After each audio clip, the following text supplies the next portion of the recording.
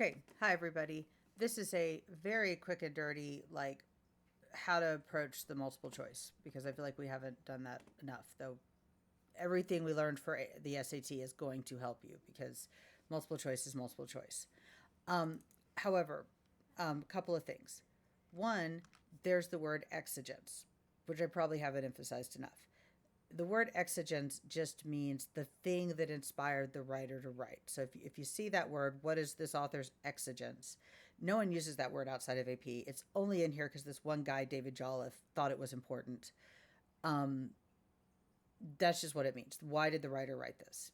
And then you can forget it after the test because it's not really a word that you're going to see anywhere else.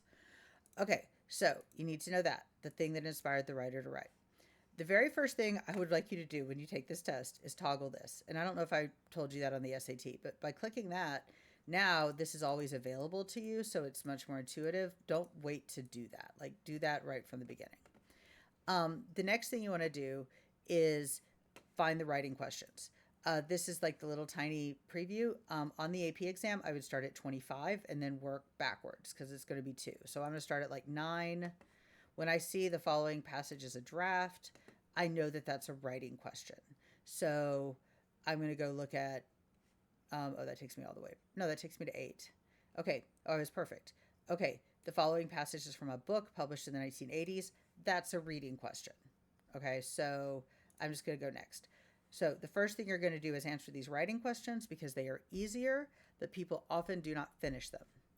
When you do the writing questions, you want to find the goal statement, and this ironically is the one we've already done. That's a coincidence. Find the goal statement and think about what it means. So, which of the following sentences, if placed before sentence 1, would both capture the audience's interest, that's a goal statement, and provide the most effective introduction to the topic? That's going to be my, that's also a goal statement. Okay. You also want to identify any references. So the reference here really is if placed before sentence 1 and would provide the most effective introduction to the topic of the paragraph. So what is the topic of the paragraph? Think it through and articulate that to yourself because otherwise you will get this question wrong. Do not think you will know it when you see it. You need to tell yourself what is the topic of the paragraph. Then, as you go through, skip questions that seem confusing. Okay, you want to, rule them out. You don't need to skip. You don't even need to flag them. I don't think. Just skip the ones that you don't know how to answer because you may be able to come back. Skip easily. Okay.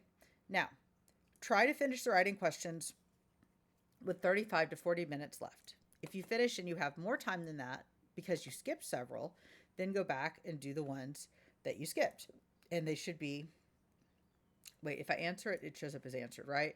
So as long as I don't answer the ones that I skip, they're going to be clear. So I know I need to go back and answer the ones that are clear when I go to the review page. So you go to the review page, you do that. However, once you get to 30 minutes left, like, just move on.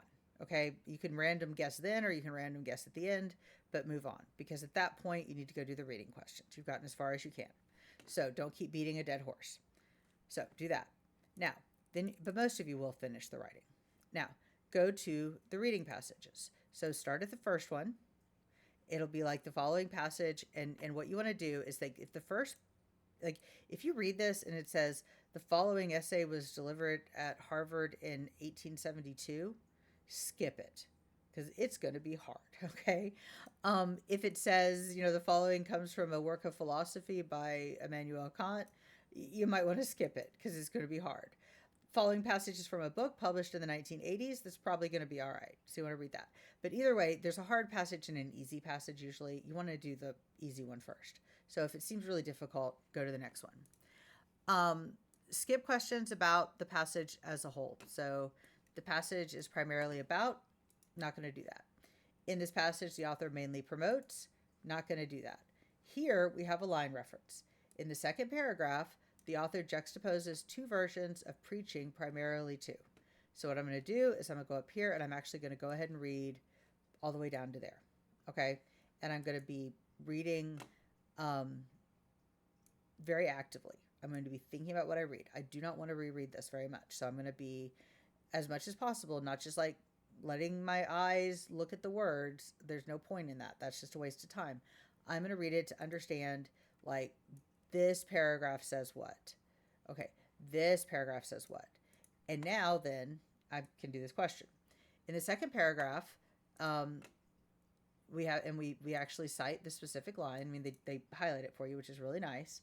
The author juxtaposes, and maybe you don't know what that means, two versions of preaching primarily to.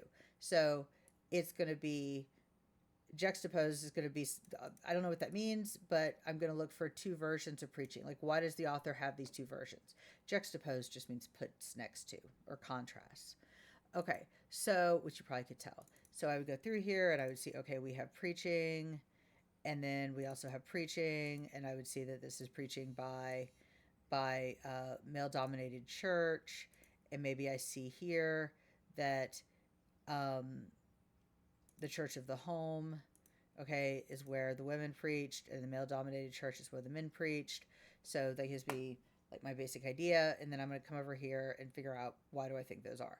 And I'm going to rule out ones that I think are, and I'm not checking this, that I think are directly contrasted. I'm going to focus on, reference statements, and I'm going to have the one that's not wrong.